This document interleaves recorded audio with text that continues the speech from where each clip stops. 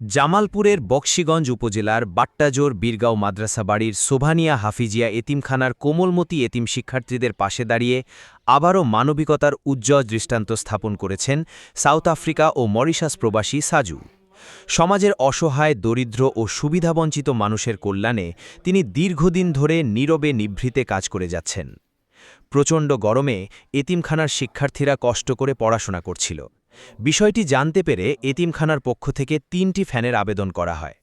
STV 21 ও দৈনিক পূর্ণজাগরণের বকশীগঞ্জ উপজেলা প্রতিনিধি সাংবাদিক আলিম মজনু বাবুর মাধ্যমে বিষয়টি প্রবাসী সাজু ভাইয়ের কাছে পৌঁছালে তিনি তাৎক্ষণিক সহযোগিতার আশ্বাস দেন এবং খুব দ্রুত ৩টি ফ্যানের ব্যবস্থা করে দেন।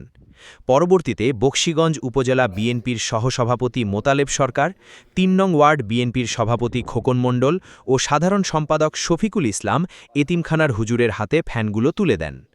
ফ্যান পেয়ে এতিমখানার শিক্ষক, শিক্ষার্থী ও স্থানীয়রা আনন্দ ও কৃতজ্ঞতা প্রকাশ করেন। তারা জানান, গরমের কষ্ট কমে যাওয়ায় এখন শিশুরা আরও স্বস্তিদায়ক পরিবেশে মনোযোগ সহকারে পড়াশোনা করতে পারবে। এ সময় এতিমখানার পক্ষ থেকে সাউথ আফ্রিকা মরিশাস প্রবাসী সাজু ভাইয়ের প্রতি আন্তরিক ধন্যবাদ ও কৃতজ্ঞতা জানানো হয়। পাশাপাশি মহান আল্লাহর কাছে দোয়া করা হয় তিনি যেন সবসময় এভাবেই মানবিক ও কল্যাণমূলক কাজের মাধ্যমে মানুষের পাশে থাকতে পারেন।